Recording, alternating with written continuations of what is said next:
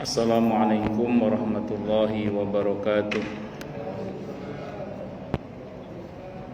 Bismillahirrahmanirrahim. Alhamdulillahi rabbil alamin.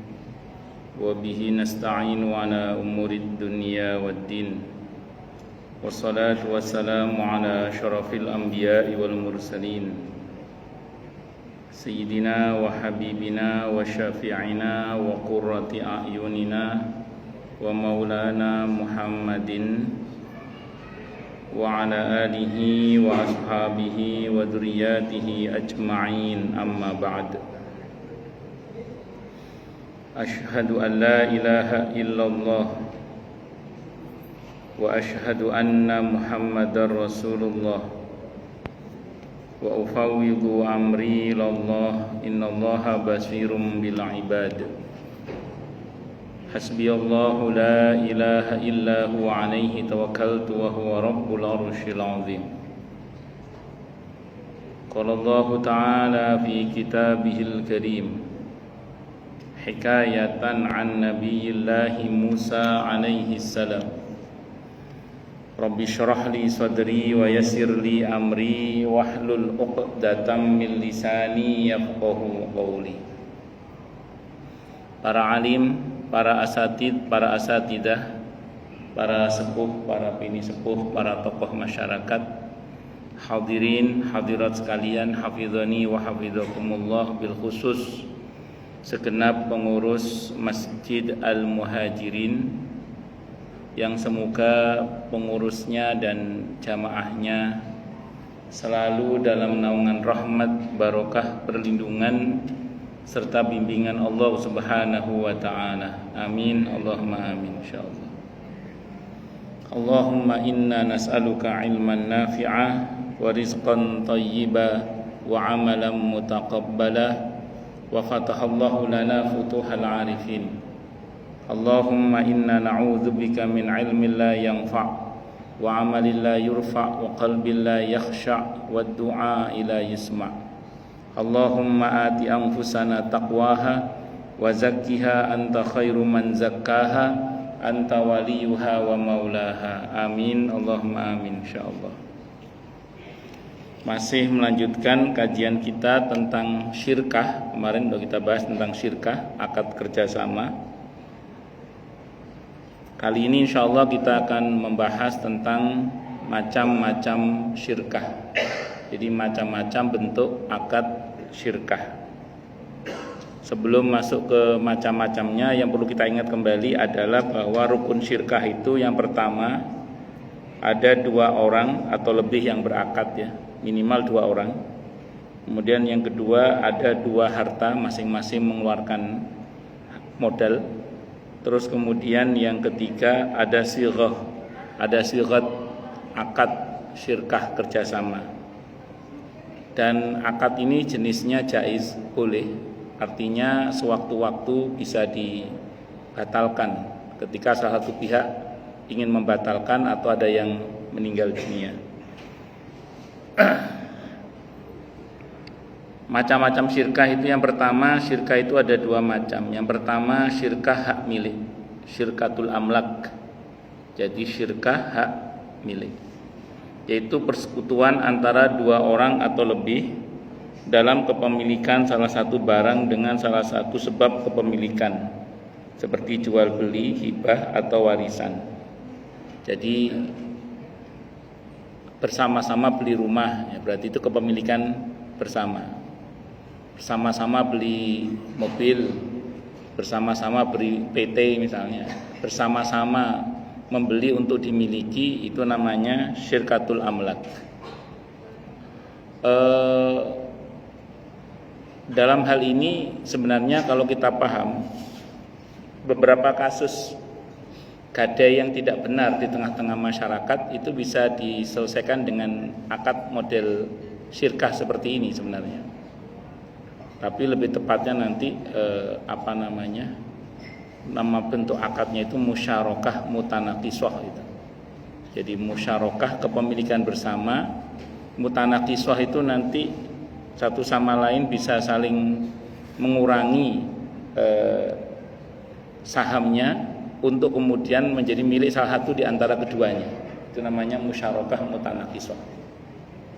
Sambil contoh gini misalnya, pernah saya punya jamaah itu ada temennya mau pinjem, mau gadein motornya gitu, maksudnya mau gadein apa? Motornya. Lah jamaah saya ini punya uang saat itu 6 juta uangnya, dan dia butuh uang 6 juta itu. Tapi kan ini uang modal usaha. Lah kalau misalnya dipinjem begitu saja, nanti mandek usahanya. Nah, sementara kalau ada orang gade motor, gadekan motornya, terus motornya ditahan oleh dia untuk dipakai gojek misalnya, nanti takut terkena akad riba. Karena kullu qardin jarra naf'an fahuwa riba. Setiap akad utang piutang yang mengambil manfaat atau menarik manfaat itu adalah riba. Maka kemudian dia bingung, terus nanya ke saya saat itu. Saya bilang gini, coba tanya aja Bu sama si bapak yang punya motor itu, berapa harga motornya itu? Berapa harga motornya? 12 juta katanya. Ya udah, ibu beli 50%-nya dari motor itu. Jadi motor itu 50%-nya dibeli oleh ibu itu. Sehingga motor itu menjadi milik bersama gitu loh. Menjadi milik bersama. Jadi itu namanya kepemilikan bersama, syirkatul amlak namanya. Sehingga motor ini punya berdua, akhirnya milik berdua dengan saham 50-50. Bisa dimengerti ya? Nah, terus karena pengen menghasilkan, maka dipakailah motor ini untuk ngojek. Karena di dalam motor itu ada kepemilikan berdua, misalnya ada kepemilikan berdua. Ya udah, kalau ada yang mau ngojek silakan dibuat ngojek. Nanti bagi hasil sesuai dengan perjanjian. Yang ngojek siapa, bisa gantian yang ngojek. Hari ini siapa bisa dengan bagi hasil sesuai dengan perjanjian. Atau ya pokoknya gitulah. Jadi sesuai dengan perjanjian bagi hasilnya. Tapi tetap dengan ketentuan kalau untung bersama, rugi bersama loh ya. Syirka itu rumus dasarnya kemarin untung bersama, rugi bersama. Maka kemudian yang bersangkutan ini, yang gojek tadi itu misalnya gojek sehari itu dapat 100 misalnya. Dengan pembagian kesepakatan hasil dari gojek itu bersih setelah dipotong operasional, misalnya dengan pembagian 30-70 misalnya, ya sudah, tidak ada masalah. Nah, suatu saat misalnya si bapak ini punya uang sudah 6 juta misalnya. Dia pengen beli sahamnya ibu itu yang tinggal yang 6 juta kemarin itu. Dia ngomong, Bu, ini saya sudah punya uang. Bagian motor yang ibu beli kemarin saya beli sekarang, 50%-nya saya beli, sahamnya saya beli.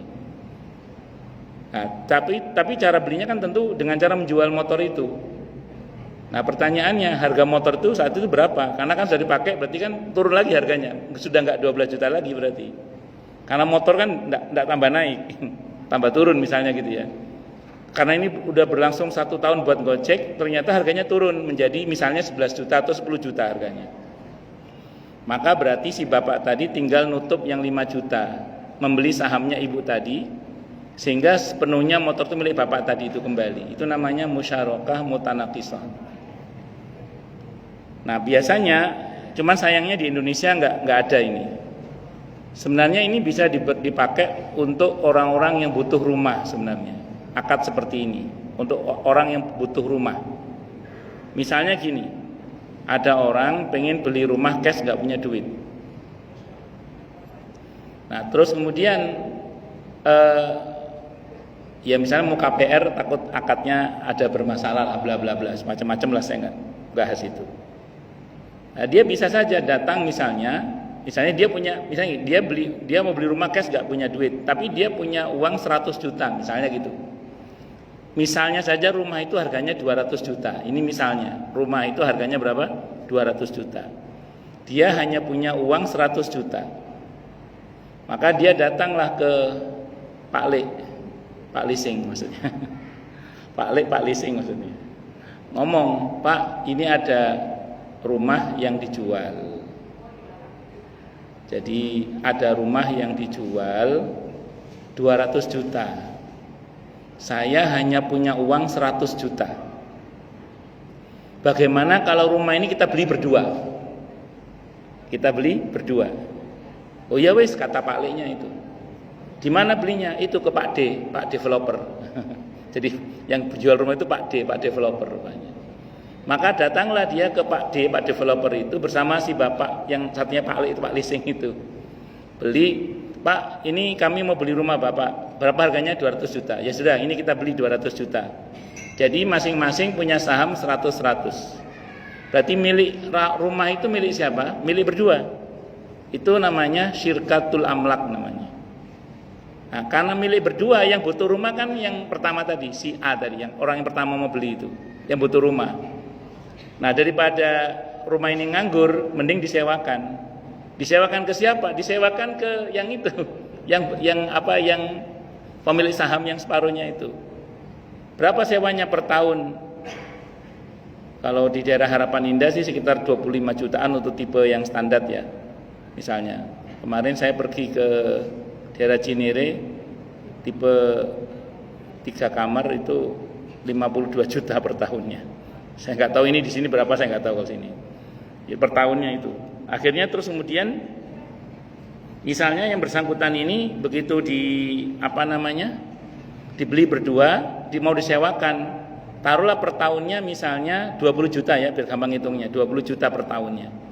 Karena ini milik berdua, maka cukup si A tadi yang pemilik pertama yang butuh rumah itu, nyewanya setahun cukup 10 juta, bayar kepada Pak Lek tadi, kepada pemilik saham yang separuhnya tadi itu.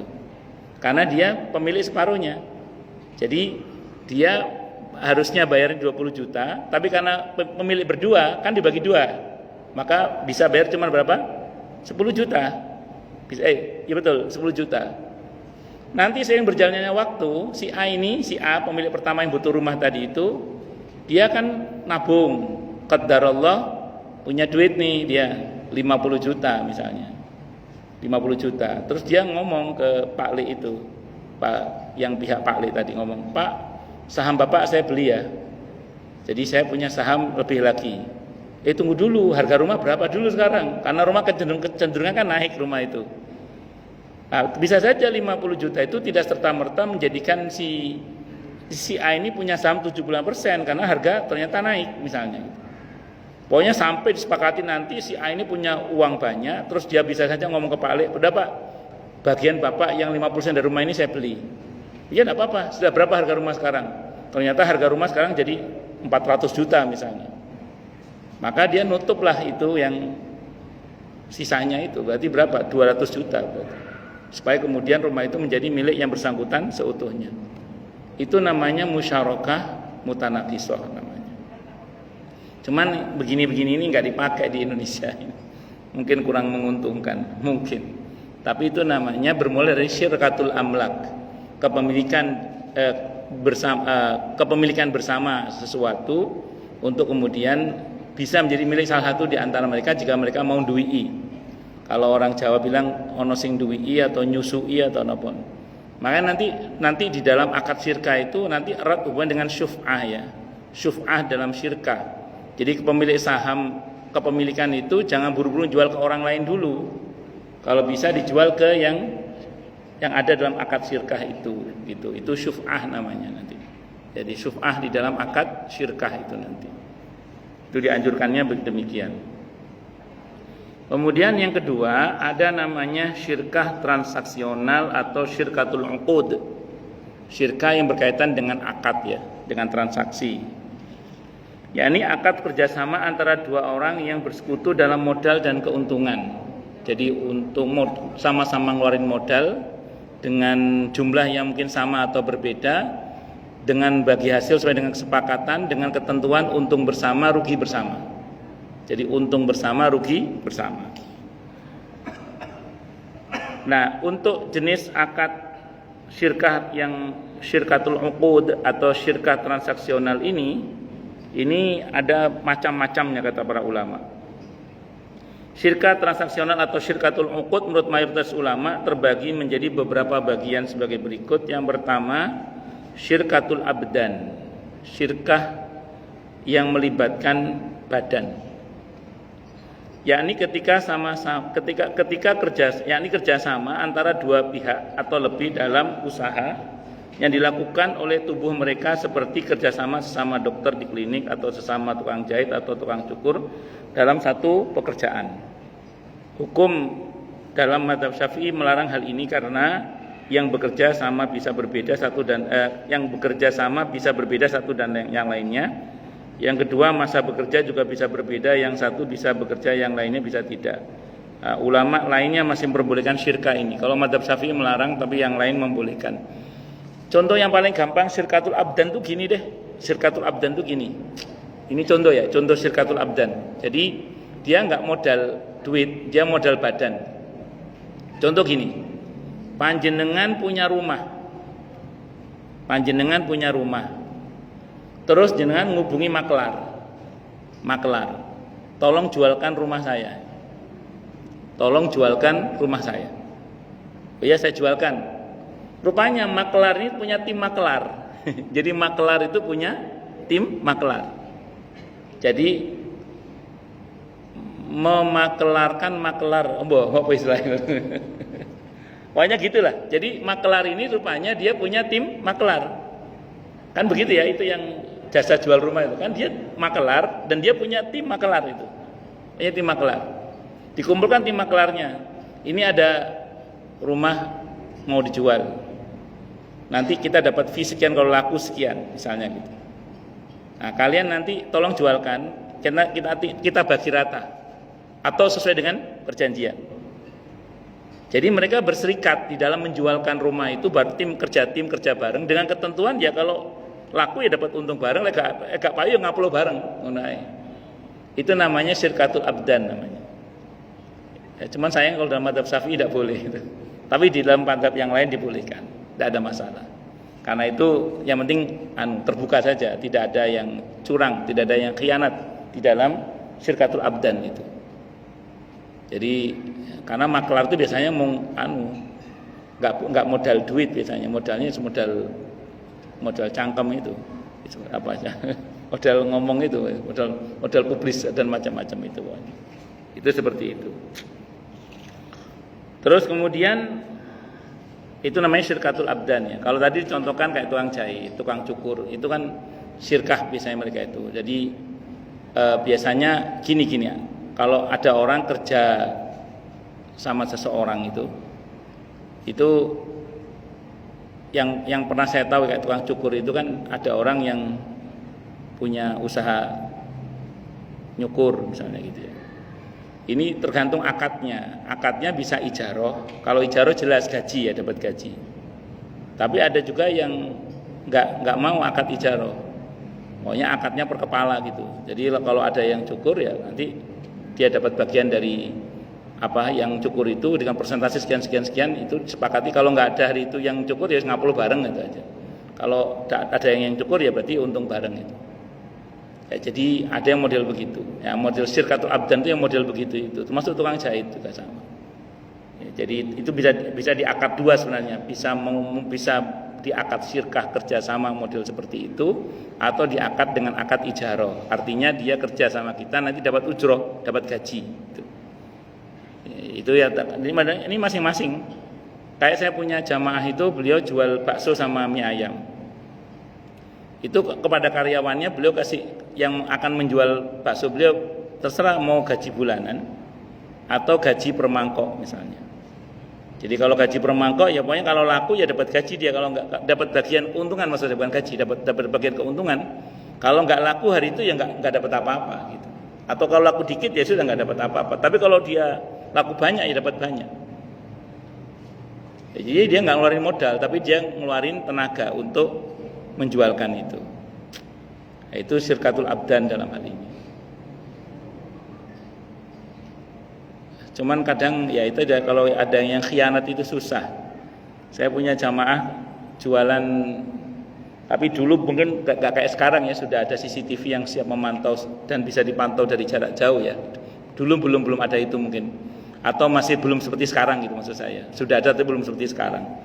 Sekarang kan sudah mudah dan murah itu. Kalau dulu kan mungkin masih perkara mahal itu. Jadi jamaah saya ini punya usaha di Wisma Asri itu ayam geprek.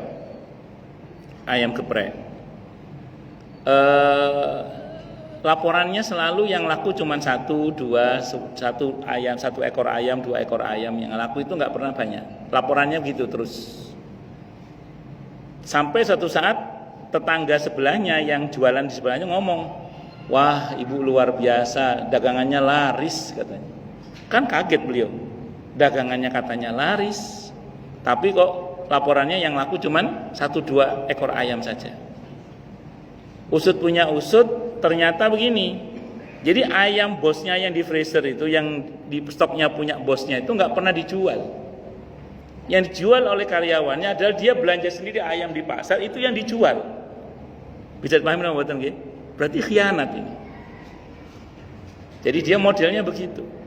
Wis diberi kepercayaan pokoknya sesuai dengan selakunya, tapi ternyata dia bisa laku banyak tapi dengan cara khianat. Ini yang enggak berkah yang seperti ini. Nauzubillahi min syarri dzalik.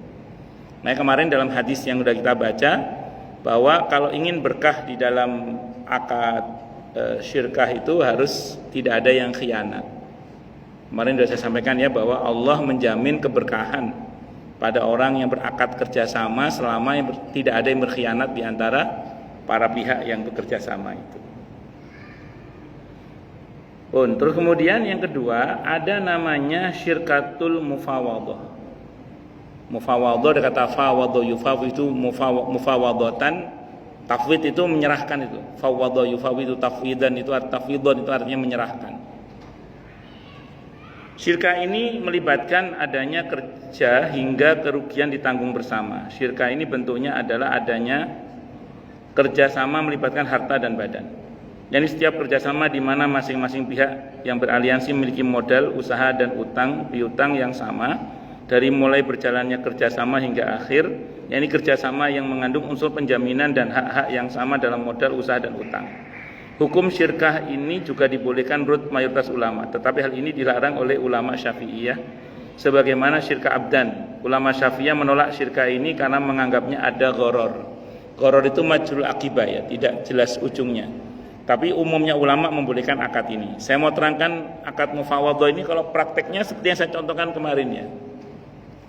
Misalnya ada dua orang yang berakad syirkah tanam modal untuk satu usaha pengelolaan sesuatu misalnya gitu. Jadi ada 2 orang sama-sama ngeluarin modal untuk satu usaha tertentu. Yang satu cuman punya duit tapi tidak punya waktu dan tidak punya skill mengelola usaha itu. Yang satu punya duit, punya waktu dan punya skill untuk mengelola itu.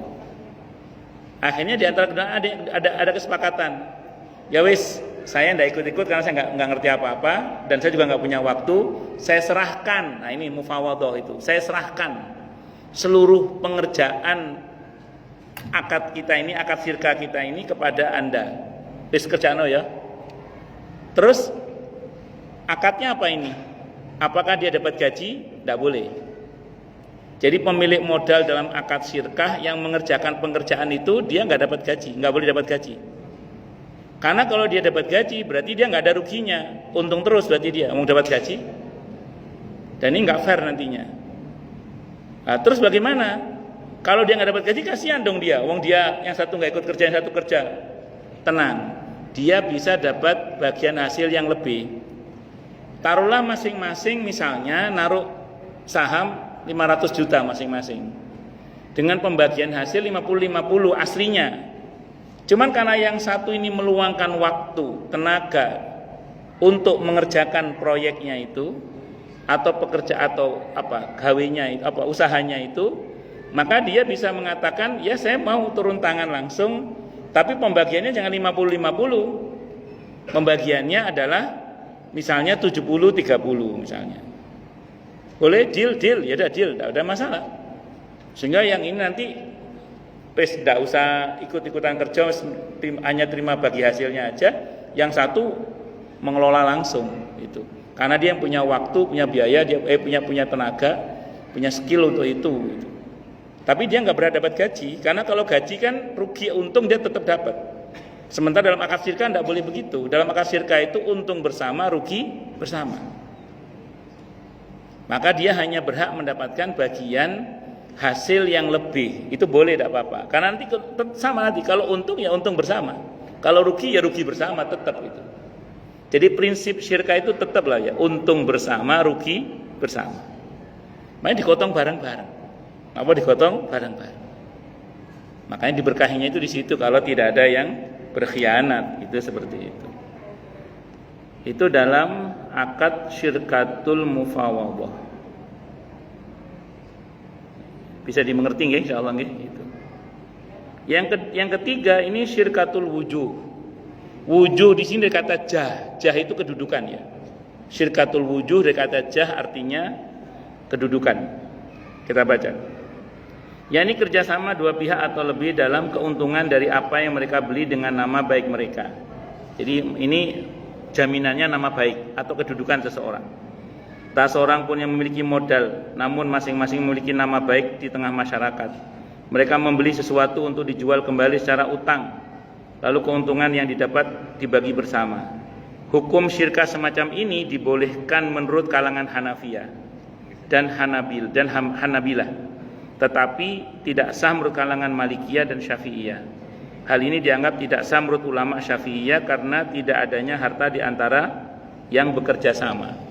Kemarin kan kalau di Matan Abi Syuja yang kita bahas kemarin kan masing-masing ngeluarin modal. Kalau ini nggak ngeluarin modal, tapi dia dibutuhkan dalam kerjasama itu karena dia punya kedudukan. Contoh gini, contoh. Orang yang bisnis properti itu pasti akan berhadapan dengan birokrasi. Baik yang resmi maupun yang preman. Gampangannya yang resmi maupun yang nggak resmi. Misalnya ini. Jadi ada orang bisnis properti, dia pasti akan berhadapan dengan meja-meja birokrasi itu, baik yang resmi maupun yang wallahu a'lam bishawab itulah gampangannya. Termasuk plus preman-premannya. Supaya usaha ini berjalan lancar, dan ini jamak terjadi tidak hanya di sini tapi dimanapun mungkin jamak terjadi hal seperti ini. Sehingga mau tidak mau kita butuh backingan atau dekengan pusat. Jadi kita butuh backingan, butuh orang yang kuat, yang punya posisi supaya usaha kita tidak diganggu gitu. Maka kita catutlah misalnya tokoh siapa yang dia punya pengaruh di Bekasi misalnya gitu. Yang dia punya kedudukan di Bekasi, dia punya jabatan di Bekasi. Kita samperin dia, "Pak, tolong kerjasama dengan saya, Pak, dalam usaha properti saya agar Bapak nanti bisa pasang badan kalau ada apa-apa berkaitan dengan usaha saya. Sehingga orang nggak berani ganggu usaha kita, Pak." Gitu. Beliau nggak ngeluarin modal apa-apa, tapi beliau siap pasang badan dengan posisi beliau yang memiliki kedudukan di wilayah itu misalnya. Dengan perjanjian dapat bagi hasil tadi. Ya dari kalau untung ya dapat, kalau nggak untung ya rugi bareng ngono ae. Jadi kalau misalnya dapat untung ya nanti dapat bagian, kalau enggak ya wis nggak dapat bagian apa-apa. Nah, itulah bentuk syirkatul wujuh namanya. Mungkin jangan pernah tahu ada toko atau restoran tertentu tuh ada fotonya orang yang berseragam lah, saya nggak sebut merek seragamnya pokoknya. Itu kan sehingga kalau ada foto yang orang yang berseragam itu preman-preman nggak berani ganggu usaha itu. Dan dia mendapat bagian dari keuntungan dari toko itu misalnya itu. Nah, ini kalau di dalam madhab Syafi'i, Maliki tidak boleh ini. Tapi kalau dalam madhab Syafi'i, Hambali dan Hanafi, terutama Hanafiyah yang saya tahu ya, terutama Hanafi itu membolehkan yang model begini. Jadi lebih kepada melibatkan orang dalam syirkah satu usaha, tapi dia nggak ngeluarin modal, tapi dibutuhkan posisi dia itu dibutuhkan untuk demi kelancaran dan keamanan usaha itu. Dan itu saya pernah ditanya oleh satu jamaah yang beliau itu pengusaha besi ya. Karena mungkin sering diganggu atau apa, beliau bilang, "Boleh nggak Ustaz kalau saya gandeng aparat terkait supaya usaha saya aman?" Dengan ketentuan ya tadi itu, namanya syirkatul wujuh itu. Ya saya jawab tadi, kalau menurut pendapat madhab Hanafi ya boleh. Tapi pendapat madhab Syafi'i tidak boleh. Terus bagaimana? Ya kalau memang tidak ada pilihan lain dan itu dibutuhkan, bisa masuk dalam hal yang disebut dengan hajat yang mendesak namanya. Kalau jenengan pernah belajar usul fikih, di pada kaidah pokok ad-dararu yuzal itu, darurat itu harus dihilangkan. Di antara cabang kaidahnya adalah ad-daruratu tubihul mahdhura, termasuk ada cabangnya lagi al-hajatu tanzilu manzilatat darurati fi ibahatil mahdhura. Hajat yang mendesak itu menduduki kedudukan darurat dalam hal diperbolehkan sesuatu yang dilarang. Oke lah, taruhlah misalnya hal itu awalnya dilarang misalnya. Tapi ini nggak akan berjalan kalau tidak ada itu secara muamalah itu gitu. Sehingga namanya apa? Terpaksa. Karena ini dibutuhkan gitu loh. Maka ya silahkan, tidak ada masalah. Kalau Anda sepakat dengan pendapat dalam madhab Hanafi terutama dalam hal ini. Yang saya tahu terutama Hanafiyah yang membolehkan ini terutama. Kalau jumhur yang saya tahu justru melarang sebenarnya. Tapi kalau Hanafiyah membolehkan dalam masalah ini. Dengan ketentuan tadi, karena memang nggak ada pilihan lain. Karena kalau begitu nggak jalan, nanti macet semua. Bisa nggak ada yang punya usaha nanti orang itu kalau nggak begitu caranya. Itu seperti itu. Ya, wallahu a'lam bishawab. Allah. Terus ini namanya syirkatul wujuh namanya. Dan yang keempat ada namanya syirkatul inan. Ini yang kita bahas kemarin, yang normal itu. Yakni persekutuan dalam modal usaha dan keuntungan. Yaitu kerjasama antara dua orang atau lebih dengan modal yang mereka miliki bersama untuk membuka usaha yang mereka lakukan sendiri, lalu berbagi keuntungan bersama. Jadi modal berasal dari mereka semua, usaha juga dilakukan mereka bersama, untuk kemudian keuntungan juga dibagi pula bersama. Catatan, syirkah ini memiliki kerjasama yang sama dalam membatalkan, menjalankan keberhakan dalam keuntungan sesuai dengan kadar modal. Syarat syirkah inan ini itulah yang diterangkan oleh Al-Qadhi Abu Syuja dalam matan takrib yang kita bahas kemarin itu. Jadi ya patungan bareng dalam masalah modal, kerja bareng dalam mengelola usaha itu, nanti dibagi hasil sesuai dengan perjanjian. Nah, itu semua terlibat lah. Atau model yang kemarin itu semuanya tidak ada yang terlibat badannya karena tidak ada yang sempat, karena semuanya hanya nanam modal aja, terus memperkerjakan anak-anak mereka itu boleh. Jadi ada orang itu bikin perusahaan atau bikin usaha supaya anak-anaknya ada pekerjaan. Akadnya apa nanti? Anak-anak itu akadnya akad ijaro, akad gaji nanti. Jadi mereka digaji. Jadi para bapak itu investasi bikin usaha, misalnya restoran atau apa gitu, atau usaha traveling atau apa. Yang kerja siapa? Anak-anak mereka. Supaya anak-anak mereka ada pekerjaan. Tapi ini bukan pemilik modal, ini orang lain, karena statusnya bukan sebagai yang memegang modal walaupun dia anaknya sendiri. Nah, nanti anak-anak ini digaji oleh bapak-bapak yang punya modal itu. Akadnya akad ijaro, itu boleh, tidak apa-apa. Dan itu pembagian hasilnya sesuai dengan perjanjian, sesuai dengan kadar modal yang dikeluarkan. Karena sama-sama ini, sama-sama. Itu seperti itu. Wallahu a'lam bishawab. Nah, ini ya diantara hal-hal yang berkaitan dengan syirkah yang bisa saya sampaikan. Nanti kalau memang masih cukup waktunya kita bahas lebih lanjut. Saya khawatir banyak pertanyaan. Monggo silakan yang mau tanya dulu. Tanya, protes, marah boleh silakan. Masalah itu masalah yang lain boleh. Monggo kalau ada. Kalau nggak ada saya lanjutkan lagi. Monggo kalau ada. Jelas semua ya? Atau tidak jelas semua?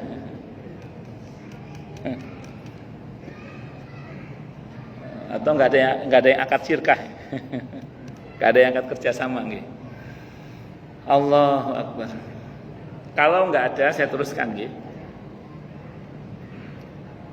Syarat sah syirkah. Yang pertama ada barang berharga dan berupa dirham dan dinar. Harta yang dijadikan syirkah adalah mata uang. Namun syarat ini bukanlah syarat mu'tamad. Jadi bukan pendapat resmi yang ada dalam madhab. Yang dijadikan syarat adalah misli, barang yang bisa ditakar ataukah ditimbang. Bukan mutakawam yang punya nilai seperti hewan dan kain. Jadi gini, kemarin kan disyaratkan masing-masing ngeluarin modal dalam bentuk dinar atau dirham. Tapi intinya barang berharga sebenarnya intinya. Barang berharga. Jadi tidak harus dinar dan dirham. Yang dalam konteks kekinian dinar dan dirham itu dipahami sebagai uang. Walaupun ulama ada diskusi itu, apakah sama uang dengan dirham gitu. Dan dinar itu apa sama? Karena gini, kalau dulu alat tukar berupa dinar dan dirham itu kan memang dia logam mulia. Artinya andaikan negara tidak menjamin pun dia tetap berharga. Contoh, kita punya dinar, terus kita potek, kita belah jadi dua, karena dia dasarnya memang emas, dijual tetap laku, karena memang bendanya berharga dia. Nah, itu beda dengan uang kita. Uang kita sekarang, uang kertas lah misalnya gitu ya, itu kan sifatnya surat berharga. Dia berharga karena dijamin oleh negara. Kalau negara tidak menjamin, tidak laku. Misalnya uang 100.000 jangan robek jadi 2. Saya beli dengan uang separuh, laku enggak? Enggak. Kenapa? Karena negara tidak menjamin. Nah, di sini ada perdebatan. Namun umumnya ulama menganggap ya uang itu termasuk dinar dan dirham dari segi fungsinya sebagai alat tukar. Namun akad itu modal itu enggak harus berupa dinar dan dirham, tapi yang penting sesuatu yang bernilai. Jadi sesuatu yang bernilai. Terus kemudian yang kedua, modal dari kedua pihak yang terlibat syirkah harus sama jenis dan macamnya. Maka tidak boleh dari jenis yang berbeda. Maka harta pihak yang bekerja sama tidak terbedakan dengan yang lain. Jika terjadi kerusakan, lantas harta yang ada bisa dibedakan. Maka bisa jadi ada yang mengambil hak yang lain tanpa jalan keluar. Maksudnya kalau memang modalnya rupiah, semuanya ngeluarin rupiah. Karena 100.000 rupiah sama 100.000 real itu beda nilainya. Makanya kalau ngeluarin rupiah semuanya rupiah. Kalau misalnya nanti yang dikeluarkan modalnya dalam bentuk apa harus sama pokoknya, tidak boleh berbeda. Nah, karena kalau berbeda nanti takutnya terjadi kedzaliman tanpa sadar, di mana satu pihak mengambil hak pihak lain tanpa disadari, mengingat ada perbedaan jenis yang dikeluarkan tadi itu. Kemudian yang ketiga, menggabungkan kedua harta yang dijadikan modal sehingga kedua harta tersebut tak mungkin terbedakan. Karena namanya syirkah itu campur, maka begitu terjadi akad syirkah, kepemilikannya menjadi campur. Jadi tidak boleh misalnya orang akad syirkah tapi uangnya dipegang masing-masing, tidak boleh. Jadi namanya syirkah uangnya digabung jadi satu buat usaha langsung gitu. Jadi enggak, ayo kita buat usaha, kita akad syirkah tapi uangnya dipegang masing-masing. Nanti kalau butuh baru ngeluarin, enggak bisa gitu. Campur, atur manajemennya bagaimana supaya kemudian berjalan pengoperasionalnya dengan baik dan benar. Itu baru namanya akad syirkah namanya. Jadi bukan dipegang masing-masing. Yang keempat, masing-masing pihak mengizinkan rekannya untuk menggunakan harta tersebut. Penggunaan harta berarti harus meminta izin rekan syirkah. Maksudnya selama penggunaannya memang untuk usaha yang disepakati, maka tidak boleh ada yang melarang.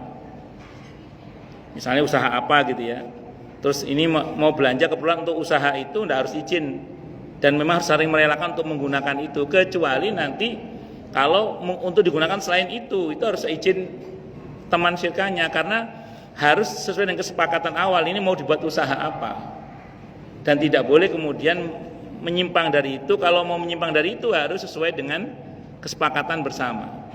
Misalnya disepakati mau jual kambing misalnya gitu ya, maka segala hal yang dikaitkan dengan kambing terkait dengan obatnya, makannya apa, itu nggak harus izin satu sama lain. Wong itu memang untuk keperluan usaha kambing itu. Kecuali tiba-tiba mau banting setir usahanya, kayaknya sekarang yang lagi rame ini misalnya bukan usaha kambing tapi usaha kelinci misalnya gitu. Nah, mau banting setir ke usaha kelinci, tidak bisa langsung tiba-tiba, harus rapat dulu di antara para pemilik modal untuk disepakati bahwa ini akan dibuat usaha selain kambing misalnya. Nah, maka silakan kalau begitu, atau kalau sudah terjadi kesepakatan. Kalau belum harus sepakati terlebih dahulu. Karena kalau ada yang tidak sepakat bisa saja dibatalkan akad syirkah itu. Wah, saya nggak setuju, saya batalkan saja lah, saya nggak jadi ikut dalam kepemilikan usaha ini misalnya. Boleh, tidak ada masalah. Itu seperti itu. Kemudian yang kelima, untung dan rugi menjadi tanggungan bersama. Di sini tidak memandang banyaknya kerja, Karena syirkah itu tumbuh dari harta, sehingga keuntungan dan kerugian dihitung dari harta. Saya ulang tadi, prinsip dalam akad syirkah adalah untung bersama, rugi bersama. Makanya tadi saya ulang, kalau di antara pemilik modal itu ada yang melibatkan dirinya dalam pekerjaan, dia tidak berhak mendapatkan gaji. Karena kalau dapat gaji berarti dia nggak ada ruginya, untung terus ya mendapat gaji dia. Tapi kalau dia mendapatkan bagi hasil yang lebih karena dia melibatkan dirinya, karena dia punya waktu untuk mengelola secara langsung, yang satunya tidak, maka dia berhak mendapat bagian bagi hasil yang lebih. Nah, sehingga kalau ini kan tetap berlaku ketentuan tadi. Kalau untung ya dia dapat bagian untung yang lebih. Kalau untung, kalau rugi ya rugi bareng. Ya, jadi tetap rumusnya dalam akad syirkah itu untung bersama, rugi bersama. Itu seperti itu. Baik, sebelum saya lanjutkan, ada yang mau tanya dulu mungkin? Monggo Pak, monggo silakan. Waalaikumsalam warahmatullahi wabarakatuh.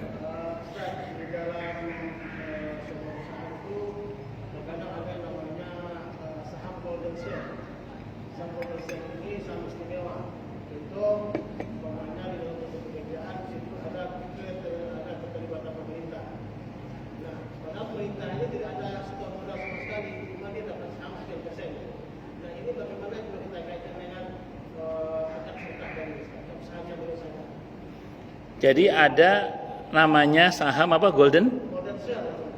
Terus itu saham istimewa. Padahal nggak ada duitnya itu ya. Ya. Dan dengan gara-gara ada itu usahanya nggak ada yang ganggu gitu. Oh nggak juga, bisa diganggu juga bisa. Ya.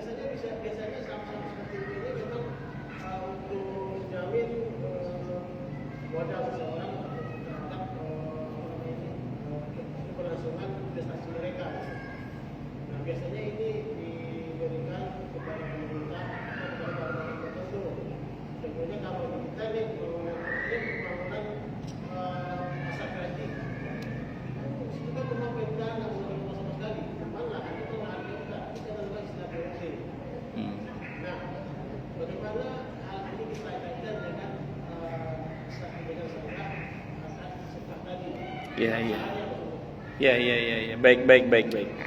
Kalau lihat dari modelnya, melihat dari ada jaminan yang dijaminkan oleh pemerintah di dalamnya itu, nampaknya itu bisa masuk dalam kategori syirkatul wujuh itu tadi. Jadi ada jah itu power, di mana diharapkan dengan keterlibatan pihak yang punya power itu, terutama dari kalangan pemerintahan itu, diharapkan memang usahanya itu akan berjalan lancar, itu aman gitu, lancar dan tidak ada kendala. Karena mengingat di lapangan pasti akan berhadapan dengan aneka birokrasi, preman dan macam-macam. Tapi kalau ada itu dijamin aman. Jadi bisa masuk insya Allah dalam kategori syirkatul wujuh tadi itu. Yang tadi Pak saya katakan, kalau dalam mazhab Syafi'i tidak boleh sebenarnya. Yang membolehkan syirkatul wujuh itu adalah mazhab Hanafi. Mazhab Hanafi, sebagian mungkin Hanabila, sementara jumhur kebanyakan sih melarang sebenarnya. Nah, jadi kalau misalnya ini tidak ada pilihan lain tadi, saya ulang, dalam mazhab Hanafi kan pertimbangannya karena nggak ada pilihan lain. Sementara ini adalah hajat mendesak untuk dilakukan oleh masyarakat, maka silakan, tidak ada masalah. Wallahu a'lam bishawab. Masuk dalam kategori syirkatul wujuh tadi itu, Pak. Wallahu a'lam bishawab. Oke, monggo yang lain silakan kalau ada.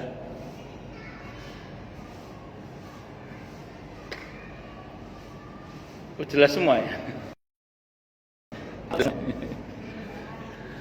Oh jelas, Bapak Ibu. Bapak Ibu soal duit jelas Bu ya. Terus ini ada beberapa catatan ya. Yang pertama, jika disyaratkan tambahan keuntungan dengan persenan tertentu, syirkah ini tidak sah karena bercampur antara akad syirkah dan qirad. Seperti ini terlarang. Jadi ada dua akad berarti. Jadi kalau ada ketentuan tertentu yang menjadikan salah satu pemilik modal itu dibedakan yang lain misalnya dengan perlakuan khusus sehingga tidak mengandung unsur ya tadi untung bersama rugi bersama, itu tidak dibenarkan sebenarnya syarat yang seperti ini. Kemudian yang kedua, tidak boleh salah satu pihak yang terlibat dalam syirkah mensyaratkan persen kerugian atau keuntungan tertentu di luar hartanya. Nah, jadi kalau bahasa sederhananya minta ganti rugi, sementara penggunaannya sesuai dengan keharusan, itu tidak bisa. Kecuali tadi di antara pihak yang ada itu ada yang berkhianat sehingga dia harus bertanggung jawab atas kerugian itu beda bab nanti itu. Jadi dia hanya sebatas pada yang ada pada modalnya, ya tadi untung bersama, rugi bersama. Kecuali ada yang berbuat khianat. Nah, ini dia yang harus bertanggung jawab atas kerugian kalau ada yang berkhianat, tidak sesuai dengan kesepakatan bersama itu. Saya kira ini yang bisa saya sampaikan. Ya, kita tutup dengan hamdalah. Alhamdulillahirabbil alamin. Semoga kajian kita bisa bermanfaat, mubarakah fid dini wad dunya wal akhirah untuk kita, keluarga kita dan seluruh umat Islam semuanya, dan mudah-mudahan kita semua dijadikan oleh Allah sebagai orang-orang yang sukses dunia akhirat, selamat dunia akhirat, bahagia dunia akhirat, dan dipermudah setiap urusan kita oleh Allah fid dini wad dunya wal akhirah. Semoga Allah limpahkan hidayah selalu untuk kita, semoga Allah tingkatkan selalu hidayah untuk kita, dan semoga Allah berikan hidayah untuk siapapun yang melihat kita. Subhanakallahumma bihamdika asyhadu an la ilaha illa anta astaghfiruka wa atubu ilaik. Sallallahu alaihi Muhammad wa ala alihi wasallam. Saya mohon maaf. Wassalamualaikum warahmatullahi wabarakatuh.